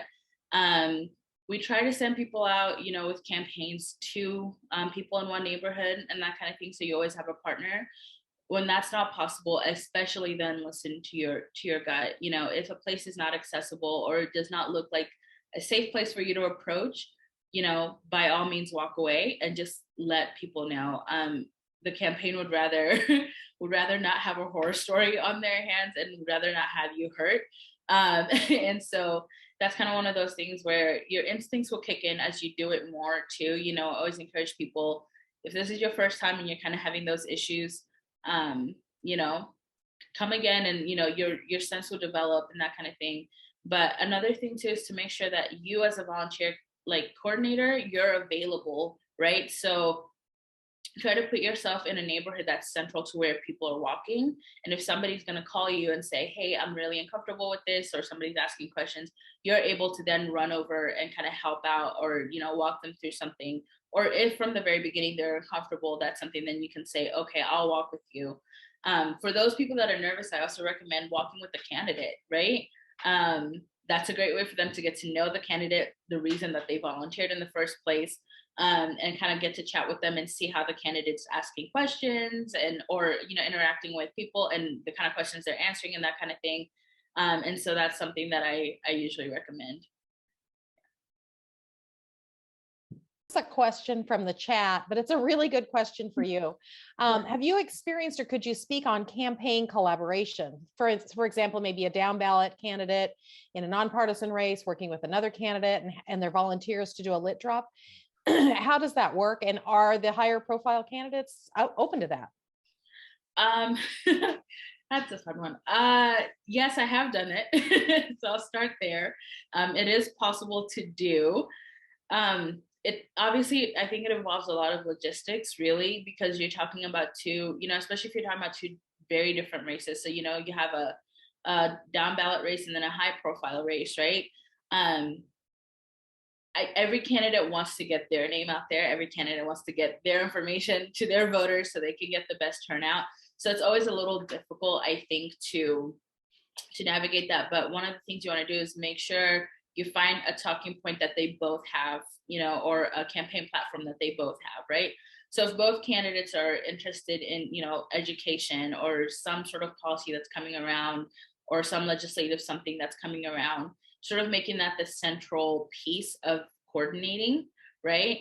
And then working with that other candidate to say, okay, there's several ways to do this. You do a combined volunteer thing for one candidate one weekend, and then the next weekend it's the other candidate type thing. You can do it all together in one weekend, split the days.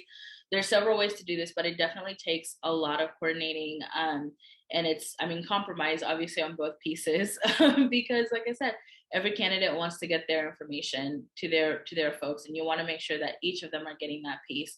It does make it a little harder on volunteers, because you're at a door and you're knocking and saying, hey, I'd like to talk to you about, Krista, and I'd also like to talk to you about Diane. So give me a second, let me go through all of that. So that's part of, it's one of the risks that you have to take, but it's definitely something that it's possible to do. I've done it before. So. And you have to work with field to identify where those districts overlap if they're district races, right?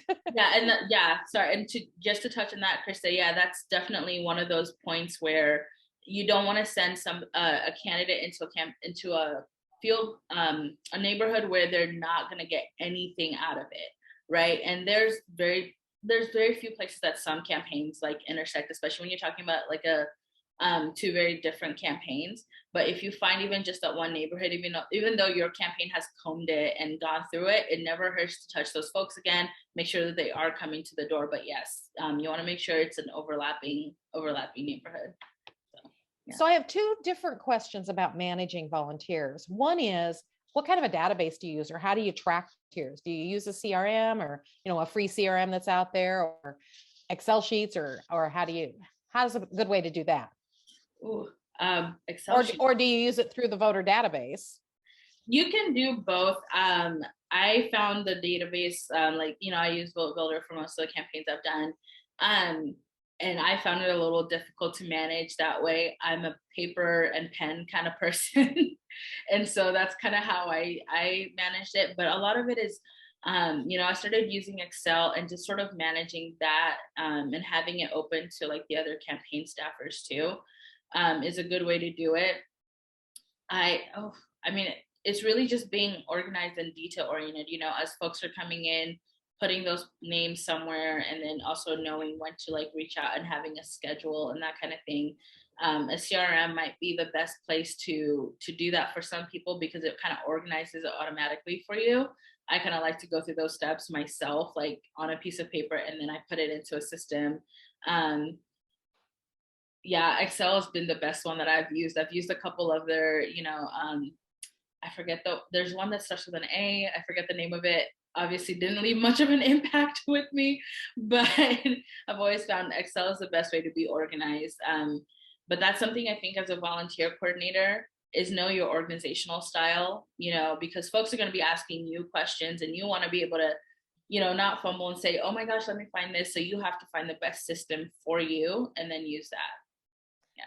And I have to tell you all, Anange's organization has kept me on track more often than not.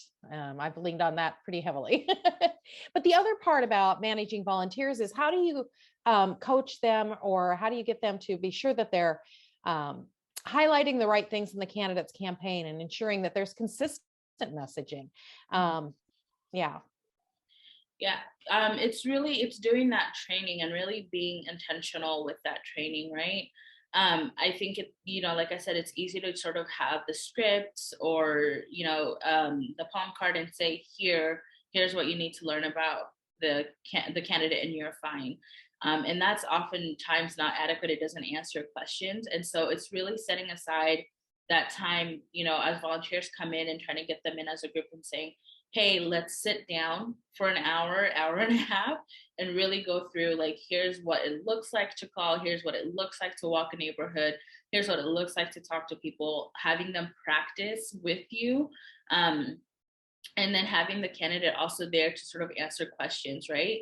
So that gives the volunteer a chance to say, if the candidate's in the room, hey, I noticed that on your palm card, this is one of your platforms. What does that mean? what do you plan to do with that?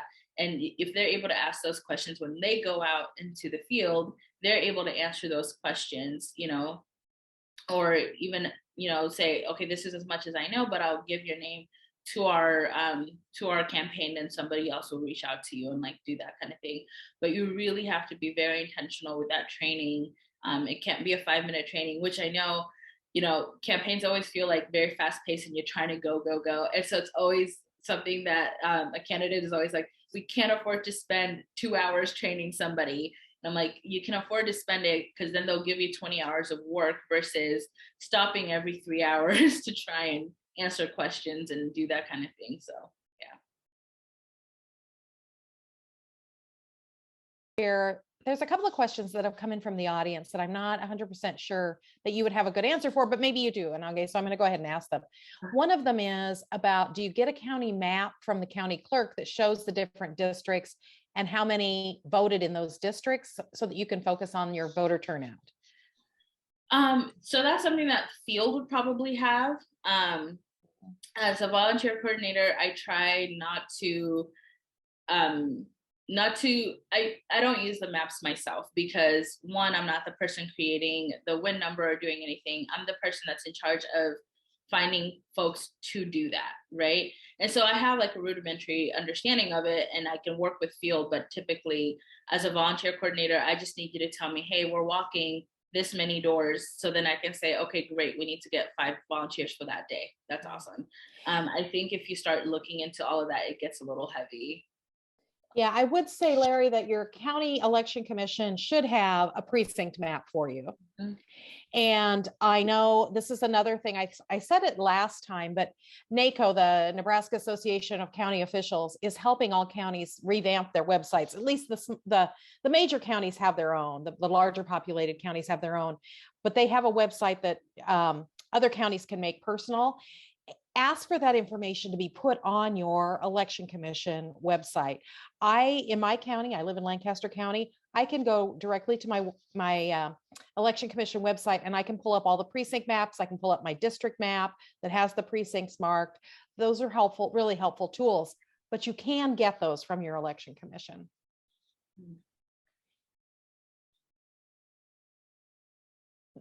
And Nange, this is part of the goal of this session, was to invite people of color and women to run. We all know that that is important, that we have more people that look like the people they're representing, that have similar life experiences to the people they're representing. But I know that you, and I know this because you helped me on a campaign, and we had to go to some rural areas, and there were some places that might not have been super comfortable. And so I have a couple of questions about that, and I don't mean to put you on the spot, but I just think your experiences would be so helpful. The first one is, your name, Inange, is unique. And so to many people, they might have a question about that, right? How did you deal with that?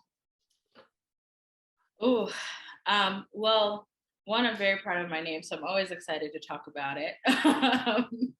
And so it's one of those things where you walk in with kind of an understanding of, how do I put this? I walk in with an understanding that people are just kind of wanting to understand me better, and so I'll get that question, oh, your name is so unique. What does it mean? Where's it from? That kind of thing. And I use that as a way to kind of, as a way to sort of connect with folks and then lead into a larger conversation, right? And so I don't know if I mentioned this before, I'm an international student, so I'm not a US citizen. And so it's one of those things that if I meet somebody and they're asking about my name and I kind of get into it, and for those of you that don't know, I'll just, give you a little spiel about it. My name is Inange. I have a lot of history with this name, but my grandmother told me that it meant a princess warrior. I did some research a few years ago. It means complainer. I am not taking that. But, so I'll start that conversation with folks, and then I'll say, I feel like I do a lot of advocacy and that kind of thing. And that's how I use my name. I guess I'm going to complain about injustices. And so that's kind of the thing. And that's why I'm out here today talking to folks about this and, lead into that and kind of use those moments. It can be a little uncomfortable, I will say, because there's some people that really want to know if I mention, especially that I'm not a citizen, but here I am kind of at this political thing, that can, lead into questions of voter fraud, or what are you doing? You can't be doing this, and that kind of thing. And in those moments, try as best as you can to educate, but always, if it's not working, walk away and just say, listen, I'm sorry to have disturbed your day. I'll just leave you alone. And I have known you to use an alias when you were phone banking, because it got in the way of the message that you needed to get to regarding the candidate, right? It did. I mean, I could get into 20-minute conversations about my name, and not to mention I'm from California originally, so I had a California number. And Nebraskans you guys are so intense about your zip codes. My word. So, I would get into a thing about, where are you from? That name, that area code. Tell me more. And so, with that, there were days that I just was not in the mood to handle that. And I would go by Jessica on the phone, and folks won't ask questions, as many questions. Yeah. And used a Google phone sometimes, right? Yeah, Google, or I changed my number eventually, but yes. Yeah, but that's also another way to protect volunteers sometimes, is to have a different phone specifically for phone banking, so that they don't get calls at all hours being returned to them, their personal phone. Yeah, and there's various tools now, especially for that, because volunteers are coming in using their own equipment, and obviously that's a worry if somebody's going to call you back at midnight. So there's definitely ways to combat that. And that's something that a campaign can look at, buying burner phones, or, just having campaign specific phones. And, Google Voice has been really great. So, yeah. We have a couple of questions about negative that are a little more negative. And I don't know, this would have been a great question for Jeff, but I think he's dropped off. But how do you coach in the volunteer capacity if there are negatives at the door, right? So we know people are putting out negative mailers, et cetera. And that campaign strategy to combat that generally happens somewhere else. It generally happens, the campaign manager, and the communications, they're talking about how do we handle these negatives and making that plan. But how do you convey that to volunteers? Part of this is, again, from the campaign itself, sort of preparing volunteers as much as possible. Some of that information you get back as volunteers come back and say, this is what I found, right? At the actual doors, one of the things that I tell people is try never to get really into a debate, keep to the point. So if you're at the door and somebody's saying, well, I read that this person has done, ABC, or this person is, this person's not real, or whatever it is that they're facing at the doors, is to just kind of say, I'll be happy to share that article with our campaign. Here's what I know about our candidate. Here's where you can get some more information about our candidate. And I'm happy to have the candidate, or, somebody higher up in the campaign come talk to you. Kind of leaning back on that thing of, I'm just a volunteer, I'm out here today. And, also talking about why you're out there as a volunteer. This is one of those things where you cultivate, you say, I'm out here because this candidate is talking about education, and I'm very passionate about education, and here's what I want to see, and this is what they're promising to bring out. And so that's why I'm out here today, but I'm sorry, I can't answer these other questions that you have, and I'll be happy to get somebody else to you. Safety is always the number one thing. I think people can get belligerent at the door and everything. And again, in those instances, get yourself out of that situation as quickly as you can. Try never to get into a debate. Just here's the information. Feel free to look at the information, and I'll pass your information, your address, phone number, whatever, to somebody else to get back to you. And come back to the campaign with that, because that's where you get some support. You can laugh about the situation, you can commiserate about it, you can strategize on how to handle it next time. You can get a free drink because, sometimes that's what it takes. Yeah. Thank you, Anange. I think we are out of time. There are a couple of other questions here that would have been really good to get to, but I'm not sure we have the time to do that. Well, thanks for having me. Thank you so much. This has been great. Turn it back to Diane. Well, thank you, everyone. It's really been interesting. I first of all want to thank everybody for attending today, both our participants as well as our speakers. Again, this is the first time the League of Women Voters have tried a campaign school and did it virtually this time. Maybe in the future we'll have an in-person one. I think overall it was very successful. To reiterate, we did tape this. We recorded it on Zoom, and I will be sending out a link to everyone who participated today in case they want to watch it that way. I also have Jeff's slides, and I'll be doing that as well. I'll send you Jeff's slides, probably doing that either tomorrow or Monday morning, as I've got some other plans for the weekend. The other thing I'd like to do is to tell you a little bit about for those of you that are planning to run for political office. The League of Women Voters does have a service. It's called Vote 411. You can Google it, or maybe Angie can do it now and put it in the box. It's a national program through the League of Women Voters, and then each state has a certain level of buy-in. The nice thing about Nebraska is that in 2019, before the 2020 election, both the primary and the general, the League of Women Voters of Nebraska paid money to invest in a system that would not only reach all 93 counties, but also provide a service for anyone running at the local, state, and federal level. Some states, for example, I was in Iowa for a long time, and some of the counties provided it there. Some of them didn't. Some just did the federal offices. But it was really helpful to me and my husband because we moved here and again, I'll repeat the name for Angie. It's vote411.org.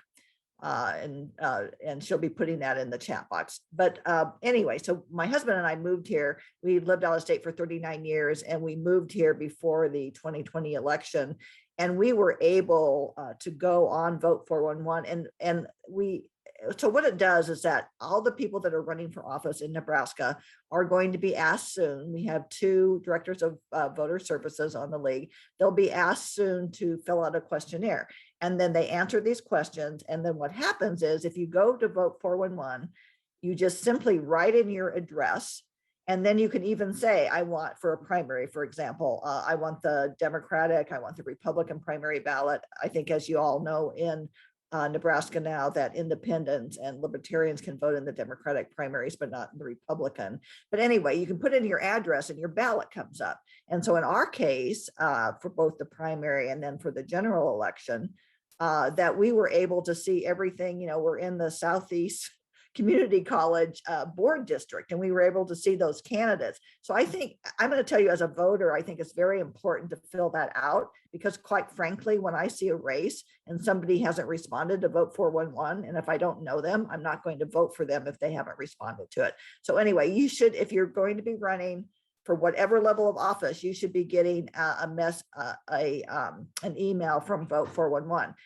Currently, that's difficult in the state of Nebraska, because when you file for office, you are currently not required to give your email address. So our organization has to spend tons of volunteer hours trying to find your email address. And so that's a burden for us. There is a bill that's been introduced by Senator McCollister to change the election law in Nebraska so that candidates need to provide their email address on their filing form.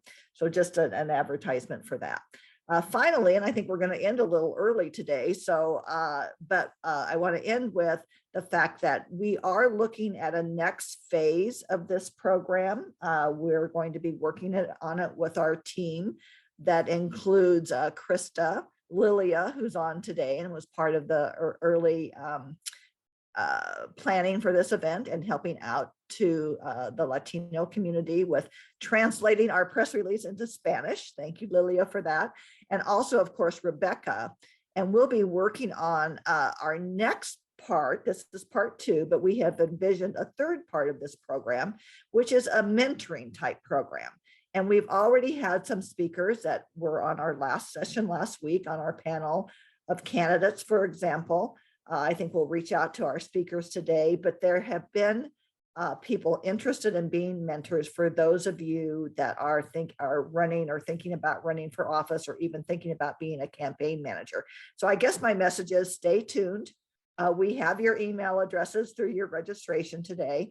And once we kind of plan this next phase of the program, we'll be reaching out to you. And if you're interested in having a mentor, and it'll probably be more of a online email kind of thing, although it might be in person if the person is willing to meet with that. So we are thinking about that next phase of this program.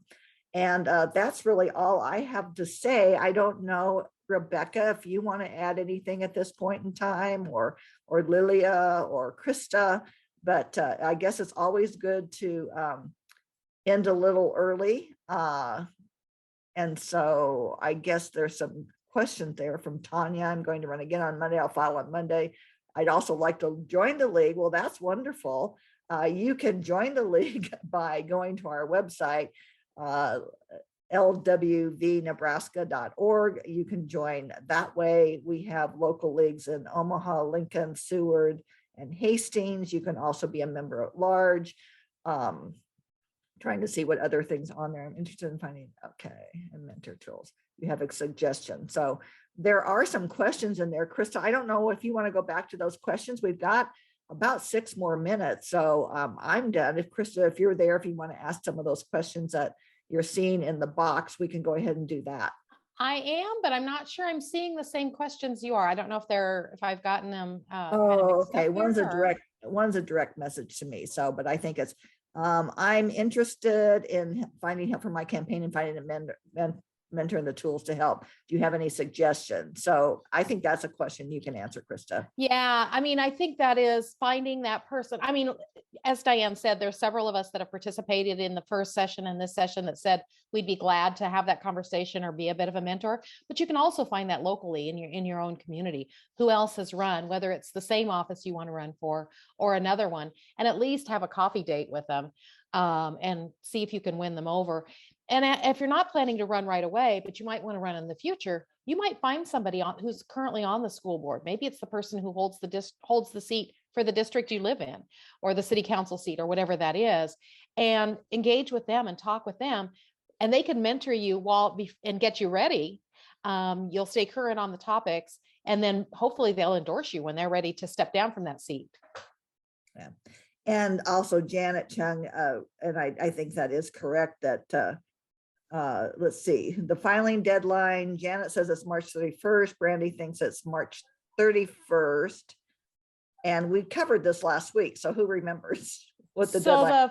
If you're an incumbent, you have to file yet this month. And I want to say the 15th, somewhere around there. But if you're not an incumbent, then the filing date is March 1st. Okay. And Cindy is saying that you have to file by February 15th if you're incumbent. Yeah. So I guess Brandy says that her filing deadline is March 31st. So Brandy, can you tell us a little bit more about that, or is that a different level of race? Or if you want to type it in, or we can mute you. Okay. Oh, she's running for the Board of Trustees. So I don't know for sure on that, but I know some of those Board of Trustees, those local races don't appear on the primary ballot, but they appear on the general ballot. And so those filing dates are different. And I don't have those in my head. I would have to go to that local election commissioner and find that out. Yeah. Okay. So Brandy, that's probably what's going on there. And there is, as Rebecca went over last week, sometimes it's a little difficult to navigate, but the Secretary of State's website does have all this information on it. And I don't know if it'll have it for that level of office. And Krista, you might know this, but there is a candidate guide. And if there isn't a primary, it does affect the filing deadlines. Yeah, for those more local races, I would go straight to that local election commission. The Secretary of State may not have all of that information. Yeah. I know Cindy put a good comment in the chat that nonpartisan voters can vote in federal races. So this year it would be our House of Representatives, our member of Congress. You just have to ask for the specific ballot. Mm-hmm. And that's actually both in the Republican and Democratic primary. Krista, you might, that's a question I get all the time. And, I've been back in Nebraska just since 2018, and I have sort of a grasp on it. Was just asked questions. I have a friend who lives in Omaha. She's been a longtime registered independent voter. I think people tend to think the voting laws in my state are the same when I move. And I remember I was still at Iowa State and she called me just incensed in the 2016 primary because she lives in Omaha and thought she got to vote in the primary and they wouldn't let her vote because she was registered independent. And so now she's texted me just last week and say, do my husband and I need to register in a political party to vote in the primary? And I tried to explain this to her, but it's really kind of complicated. So if you would go over that in our last 2 minutes and then we'll end. It is complicated because there is, as we already established, that you can vote on those federal races, but you do have to ask specifically for that ballot. And the election workers are not generally going to ask you that question. You have to know that. The Democratic Party also voted to allow nonpartisans to vote in the primary in any race. But again, you have to ask for that ballot because those poll workers are not going to offer that up. Yeah, and so I think that's the thing, is that you need to ask. And so, and another thing that I explain to people, which sometimes comes as a surprise, is that the parties run the primaries. I mean, that's who's in charge of the primaries.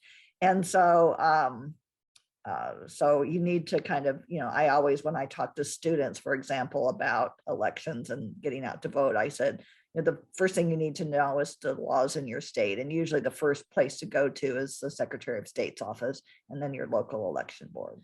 I believe we also have 3 counties in Nebraska where there are bilingual ballots. There are ballots in Spanish, but again, you would have to ask for those. Yeah. So I guess that's what we'll end with. If you don't know, ask. And again, I want to thank everybody for participating today. You'll be hearing from me from my leagueofwomenvoters.org address. It's dbystrom@lwvnebraska.org. So if you don't hear from me, check in your spam in case I've spammed out. I have a Gmail address. And so I will be following up again with slides, Jeff's slides. I will be following up with the links for today's recorded meeting, as well as last week's meeting. If there's something else you need, just feel free to email me again at that address. And I see that I have a 2-minute warning and it's now noon. And so I'd like to bid you all farewell and thank you for participating.